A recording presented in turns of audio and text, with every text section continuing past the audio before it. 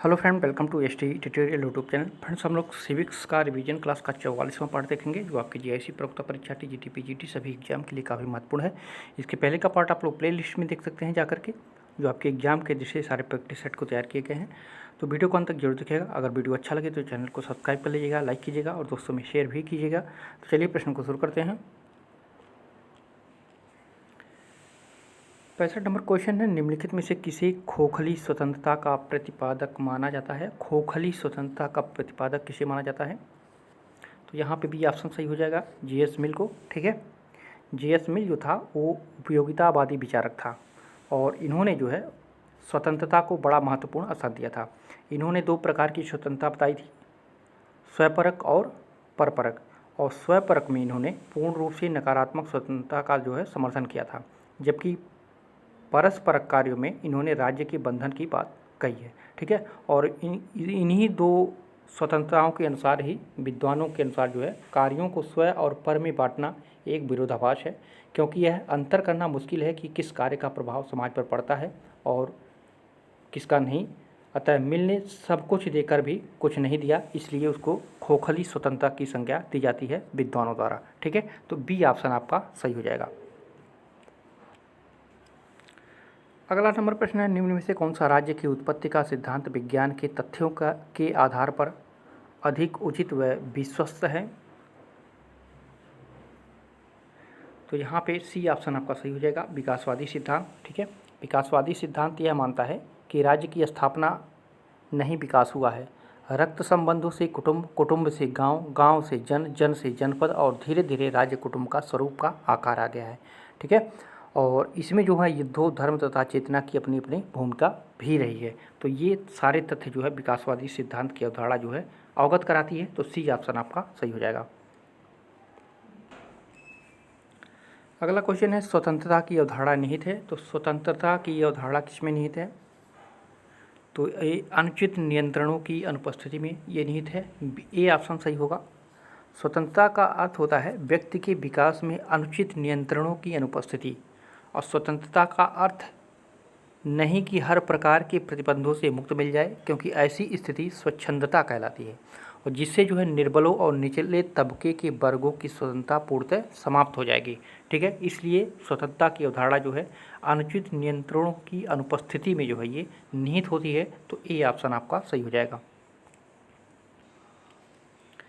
अगला क्वेश्चन है, समानता का सर्वोत्तम अर्थ है। तो समानता का सर्वोत्तम अर्थ क्या है? तो व्यवहार की पहचान। ए ऑप्शन करेक्ट होगा।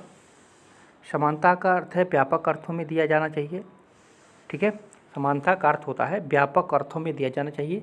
समानता का दार्शनिक अर्थ है प्रत्येक व्यक्ति के साथ किए जाने वाले व्यवहार में समानता, अर्थात कहा जाए प्रत्येक व्यक्ति को समान मानते हुए व्यवहार करना और एक समान अवसर उपलब्ध कराना। ठीक है, तो यहाँ पे ए ऑप्शन आपका करेक्ट हो जाएगा। अगला क्वेश्चन है, अधिकारों का आदर्शवादी सिद्धांत मनुष्य के किस पर बल देता है? तो ये नैतिक विकास पर बल देता है। डी ऑप्शन सही होगा। आदर्शवादी सिद्धांत जो है व्यक्ति के चेतना और विवेक के विकास का समर्थन करता है। यही कारण है कि व्यक्ति को दिए जाने वाले अधिकारों का उद्देश्य यह सैद्धांतिक नैतिक विकास करना मानता है। तो यहाँ पे डी ऑप्शन आपका सही हो जाएगा। 70 नंबर क्वेश्चन है, प्रतिकारी न्याय सिद्धांत निम्न में से किस एक पर आधारित है?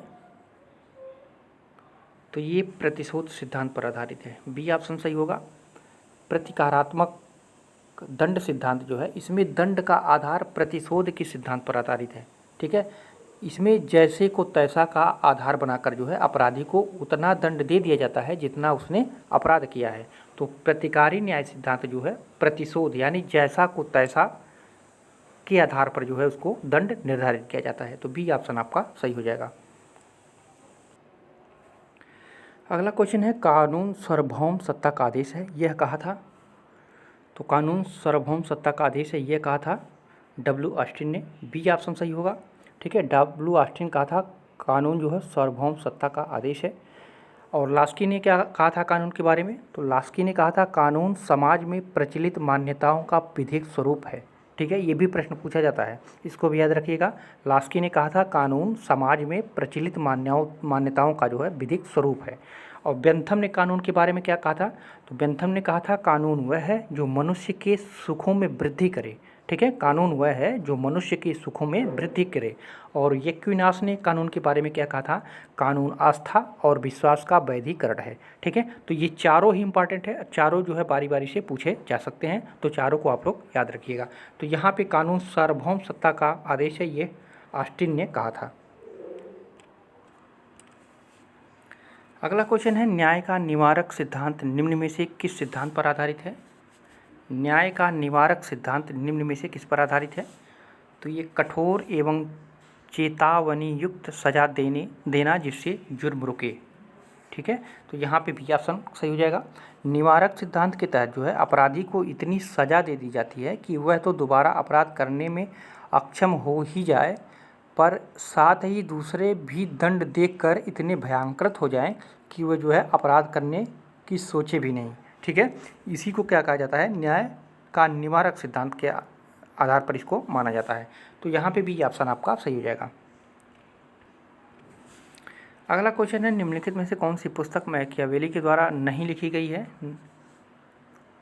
तो यहाँ पे बेहेमोथ, ये मैकियावेली की पुस्तक नहीं है। ठीक है, मैकियावेली की पुस्तक है the Prince, the art of war, the discourses. ठीक है, तो ये तीनों जो है मैकियावेली की पुस्तकें हैं, और बेहेमोथ जो है ये उसकी पुस्तक नहीं थी। अगला क्वेश्चन है, जो दर्शन उदारवाद के बिल्कुल विपरीत है वह है, तो कौन सा है? तो वो मार्क्सवाद है। ठीक है, उदारवाद जो है व्यक्ति के केंद्रित विचारधारा को व्यक्ति की सामर्थ्यों का पूरा विश्वास रखते हुए उसे हर केंद्र में स्वतंत्रता प्रदान करती है और अवसरों की पूर्ण समानता का समर्थन करती है। ठीक है, और उदारवादी के समर्थक में अगर देखा जाए तो लॉक, रूसो, बेंथम, मिल, हीगल, ग्रीन, ये सभी जो है इसके समर्थक थे। ठीक है, जो समानता की जगह जो है स्वतंत्रता को महत्व देती थी। तो यहाँ पे मार्क्सवाद जो है बिल्कुल इसके विपरीत कार्य करती है। ठीक है, और मार्क्स की विचारधारा पूरी तरह से उदारवाद की विपरीत धारा है। इसमें जो है समाज को केंद्रित कर समानता को प्रमुख महत्व दिया जाता है। निजी संपत्ति, वर्ग विभाजन तथा राज्य का विरोध करने वाली यह विचारधारा क्रांति के द्वारा सर्वहारा की तानाशाही की समर्थन करती है। ठीक है, जबकि उदारवाद जो है ये स्वतंत्रता प्रदान करती है। तो यहाँ पर सी ऑप्शन आपका करेक्ट हो जाएगा। अगला क्वेश्चन है, यहाँ क्वेश्चन थोड़ा सा धुंधला आ गया है, आप लोग ध्यान से सुनिएगा। सामाजिक समझौते का सिद्धांत आधारित है। तो सामाजिक समझौते का सिद्धांत किस पर आधारित है? तो ये व्यक्तिवाद पर आधारित है। ये व्यक्तिवाद लिखा हुआ है। ठीक है, थोड़ा सा दो एक क्वेश्चन ऐसा हो गया है धुंधला टाइप में, तो इसको ध्यान देखिए। तो सामाजिक समझौते का सिद्धांत जो है ये व्यक्तिवाद पर आधारित है। अगला क्वेश्चन है, प्रजातांत्रिक समाजवाद की विचारधारा जिस विचार पर बल देती है तो वह कौन सी विचारधारा है? इस पर वह बल देती है तो समाज का आधार प्रतियोगिता नहीं सहयोग है, इस पर जो है वो बल देती है। समाज का आधार जो है प्रतियोगिता नहीं बल्कि वो सहयोग है। प्रजातांत्रिक समाजवाद जो है समाजवाद का पश्चिमी संस्करण है। मार्क्स के विचारों में जब पश्चिमी समाज को भी जो है आंदोलित करना प्रारंभ किया गया तब उदारवादी विचारधारा को गर्भ से इसका जन्म हुआ था, और इससे जो है समाजवादी लक्ष्यों अर्थात संसाधनों का सामना, विवरण, लाभ में हिस्सेदारी, वर्ग विभेद की समाप्ति आदि पर जो है बल दिया गया था। तो यहाँ पे ए ऑप्शन आपका सही हो जाएगा। अगला क्वेश्चन है, निम्नलिखित में से किसने पहले समाजवाद शब्द का प्रयोग किया? समाजवाद शब्द का प्रयोग किसने किया था सबसे पहले? तो ये रॉबर्ट ओवन ने। ठीक है, बी ऑप्शन करेक्ट होगा। ठीक है, मार्क्स के पहले समाजवाद को काल्पनिक समाजवाद का नाम दिया जाता था, और इसके तहत जो है समाज के यथार्थवादी और कटु सत्य को भूलकर जो है कल्पना की गई हर व्यक्ति समाज होगा, क्षमता और संसाधनों का सामना विवरण कर दिया जाएगा। इसमें जो है वास्तविकता का कोई लेना देना नहीं था। ठीक है, और रॉबर्ट ओवन ने ही सर्वप्रथम समाजवाद शब्द का प्रयोग किया था। तो यहाँ पे भी ये ऑप्शन आपका करेक्ट हो जाएगा। अगला क्वेश्चन है, उदारवाद का मूल सिद्धांत क्या है? तो उदारवाद का मूल सिद्धांत क्या है आप लोग जानते होंगे, व्यक्तिगत स्वतंत्रता। ठीक है, ये राष्ट्रवाद डी का है, आप लोग ध्यान रखिए। व्यक्तिगत स्वतंत्रता जो है उदारवाद का मूल सिद्धांत है। उदारवाद जो है हर क्षेत्र में स्वतंत्रता की वकालत करता है, चाहे वह आर्थिक हो, राजनीतिक हो या सामाजिक क्षेत्र हो। ठीक है, तो उदारवाद का मूल सिद्धांत ही जो है वो व्यक्तिगत स्वतंत्रता है। अगला क्वेश्चन है, मार्क्सीय समाजवाद को वैज्ञानिक समाजवाद कहा जाता है क्योंकि मार्क्स ने आदर्शपरक, अस्पष्ट तथा स्वप्नलोकीय पूर्व धारणाओं को अस्वीकार कर दिया था। ठीक है, तो यहाँ पे सी ऑप्शन करेक्ट हो जाएगा। समाजवाद पर मार्क्स के विचारों को वैज्ञानिक समाजवाद या मार्क्सवाद की संज्ञा दी गई। मार्क्स ने जो है समाज को अपने से पहले विचारकों के आदर्शपरक, अस्पष्ट तथा स्वप्नलोकीय पूर्व धाराओं से जिसको मुक्त किया था। तो यहाँ पे सी ऑप्शन सही हो जाएगा। अगला क्वेश्चन है, आधुनिक व्यक्तिवाद स्वतंत्रता की मांग करता है। तो किसके लिए वो करता है? आधुनिक व्यक्तिवाद स्वतंत्रता की मांग किसके लिए करता है? तो ये समूह के लिए करता है। ए ऑप्शन करेक्ट होगा। शास्त्रीय व्यक्तिवाद का मुख्य मांग व्यक्ति की स्वतंत्रता और अधिकारों की रक्षा करना था, और व्यक्तिवाद के इस स्वरूप की कालांतर में बड़ी आलोचना की गई, और व्यक्ति केंद्रित चिंतन ने पूंजीवाद और स्वतंत्रता के नकारात्मक अर्थों को व्यक्त किया, जिससे समाज में जो है निजी संपत्ति इकट्ठा करने, दूसरे के हितों को नुकसान पहुंचाने तथा गला काट प्रतिस्पर्धा को उभारने की प्रवृत्ति का जो है जन्म हुआ। ठीक है, इसलिए जो है स्वतंत्रता की मांग जो है समूह के लिए ही किया जाता है। तो यहाँ पे ए ऑप्शन आपका सही हो जाएगा। अगला क्वेश्चन है, अधिकतम लोगों का अधिकतम सुख का सिद्धांत किसने प्रतिपादित किया था? तो आप लोग जानते होंगे उपयोगितावादियों ने, ठीक है, जो बेंथम द्वारा दिया गया था। ठीक है, 17वीं सदी में ब्रिटेन का शासन उपयोगितावाद के सिद्धांतों से प्रेरित रहा था, जो जेरेमी बेंथम इस विचारधारा के जनक माने जाते हैं। ठीक है, तो ये अधिकतम लोगों को अधिकतम सुख जेरेमी बेंथम ने ही कहा था। ठीक है, तो यहाँ पे भी ऑप्शन आपका सही हो जाएगा।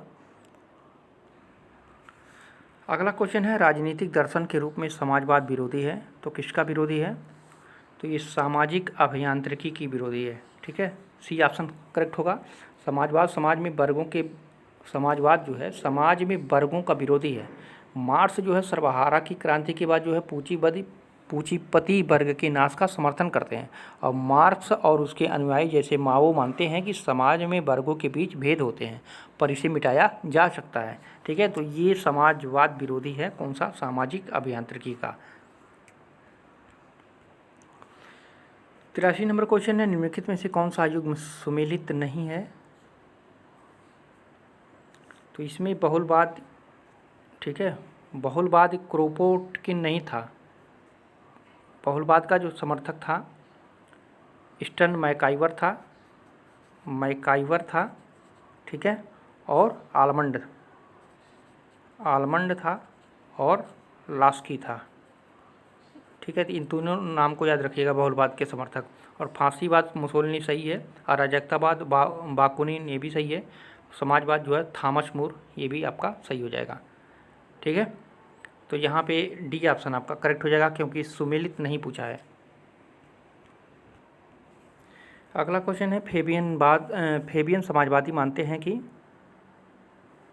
धीमापन अवश्य संभावी है। ठीक है, ये ऑप्शन सही होगा। फेबियनवाद को ब्रिटिश समाजवाद का संस्करण कहा जाता है। ये समाजवादी लक्ष्यों को प्रजातांत्रिक तरीके से प्राप्त करना चाहते हैं। फेबियनवाद जो है क्रमिक सुधार का समर्थक है। यह सारी समस्याओं की जड़ भूमि के असमान विवरण को मानता है, और इसका मत है कि संसदीय चुनावों तथा सुधारों के द्वारा जो है श्रमिकों तथा कृषकों का कल्याण किया जाना चाहिए। और ठीक है, और फेबियनवाद का जो समर्थक अगर देखा जाए तो बर्नस्टीन है, सिडनी वेब है, जॉर्ज है, ठीक है, लास्की, ये सभी फेबियनवादी समाजवाद के समर्थक माने जाते हैं। तो यहाँ पे धीमापन अवश्यंभावी फेबियनवादी मानते हैं समाजवाद को। अगला क्वेश्चन है, समाजवाद एक ऐसा टोप है जिसकी आकृति इसलिए खराब हो गई कि हर कोई उसे पहनता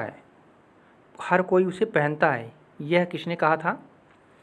तो ये CEM जोड ने कहा था। सी ऑप्शन करेक्ट होगा।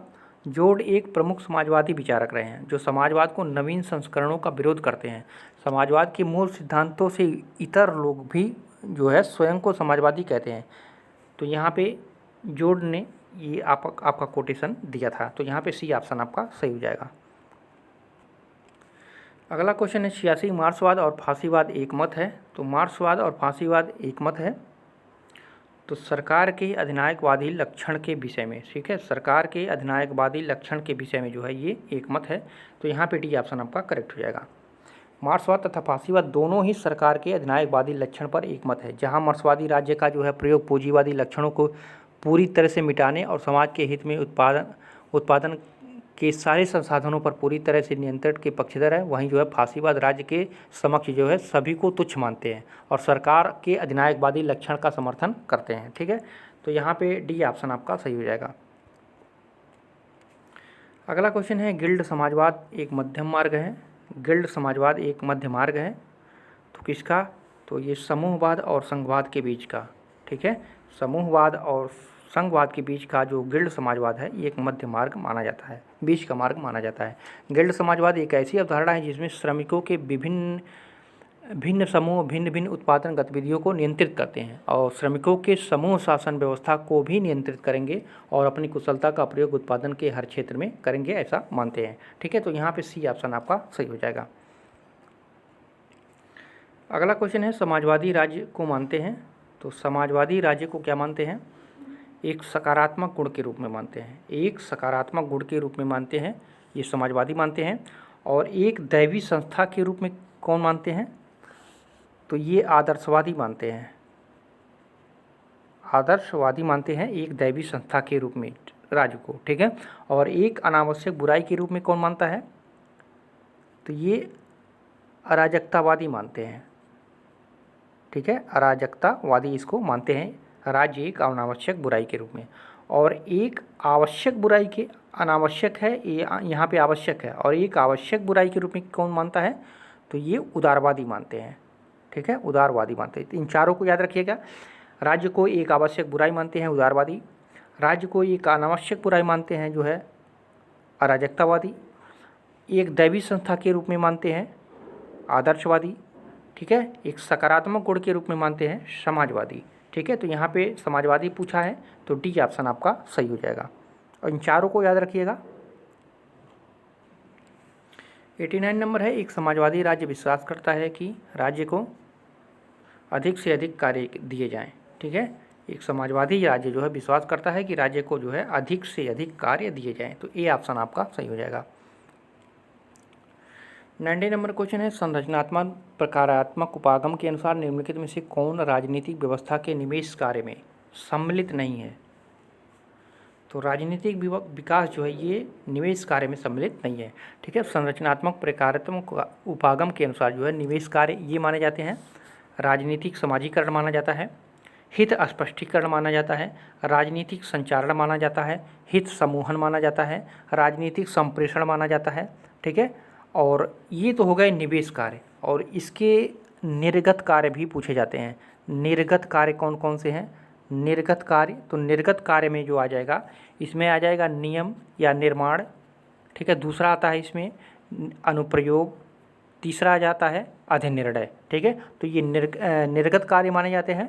और निवेश कार्य में राजनीतिक समीकरण, हित समूहीकरण, राजनीतिक संचरण, ठीक है, और हित समूहन, राजनीतिक संप्रेषण, ये जो है निवेश कार्य के अंतर्गत आ जाते हैं, किसके? राजनीतिक व्यवस्था के। तो इन दोनों को याद रखिएगा, निवेश कार्य और निर्गत कार्य, दो पहलू इसके माने जाते हैं। 91 नंबर है, निवेश निर्गत सिद्धांत का प्रतिपादन किसने किया? ठीक है, तो इसको किया था डेविड स्टर्न ने। अभी हम लोग इसके पहले का क्वेश्चन पढ़े हैं, ठीक है। तो यहाँ पे डेविड स्टर्न ने उसको दिया था, तो यहाँ पे आपका सी ऑप्शन सही हो जाएगा। डेविड स्टर्न उत्तर व्यवहारवाद के जनक भी माने जाते हैं, और स्टर्न ने अपने बहुलवादी विचारों के तहत जो है राजनीति विज्ञान का निवेश निर्गत सिद्धांत देकर जो है वातावरण, राजनीतिक शक्तियों तथा प्रभावितों के मध्य जो है संबंध दर्शाने का प्रयास किया था। तो यहाँ पे सी ऑप्शन आपका सही हो जाएगा। 92 नंबर है, निम्नलिखित में से कौन एक जनमत का अभिकरण नहीं है? जनमत का अभिकरण नहीं है, तो न्यायपालिका ये जनमत का अभिकरण नहीं माना जाता है। ये क्वेश्चन कई बार आ चुका है। प्रेस हुआ, राजनीतिक दल हुआ, टेलीविज़न हुआ, प्रचार प्रसार हुआ, ये सभी जो है जनमत के साधन माने जाते हैं। यहाँ पे न्यायपालिका का कोई महत्व नहीं होता है, उसका ये अभिकरण नहीं माना जाता है। गोष्ठी हो गया, जनसभा हो गया, नाटक हो गया, राजनीतिक दल हो गया, भाषण हो गया, ये सभी जनमत के ही अभिकरण माने जाते हैं। अगला क्वेश्चन है, एक जनतंत्र में संसदीय सरकार का कौन सा एक सिद्धांत नहीं है? तो ये मूल अधिकारों की न्यायिक प्रतिभूति, डी ऑप्शन सही होगा, ठीक है। जनतंत्र में दो तरह की सरकारें पाई जाती हैं, संसदीय तथा अध्यक्षात्मक सरकार। और मूल अधिकारों की न्यायिक प्रतिभूति जो है अध्यक्षात्मक सरकार का सिद्धांत होता है, जबकि संसदीय सरकार में जो है निम्नलिखित सिद्धांत अपनाए जाते हैं, ठीक है। तो यहाँ पे डी ऑप्शन आपका सही हो जाएगा। अगला क्वेश्चन है, निम्नलिखित में से कौन सा कार्य राजनीतिक दलों द्वारा किया जाता है?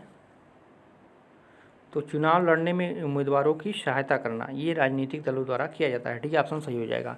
राजनीतिक दल जो है किसी भी प्रजातांत्रिक प्रणाली के महत्वपूर्ण अंग होते हैं। ये चुनाव लड़ते हैं और सत्ता प्राप्ति के लिए जो है प्रयत्नशील रहते हैं, ठीक है। और इनके कार्य होते हैं चुनाव लड़ना, जनता का राजनीतिक प्रशिक्षण करना, सत्ता प्राप्ति हेतु संघर्ष करना, जन इच्छा का सामूहिकरण करना। तो ये सभी जो है राजनीतिक दलों द्वारा किया जाता है। तो यहाँ पे डी ऑप्शन आपका सही हो जाएगा।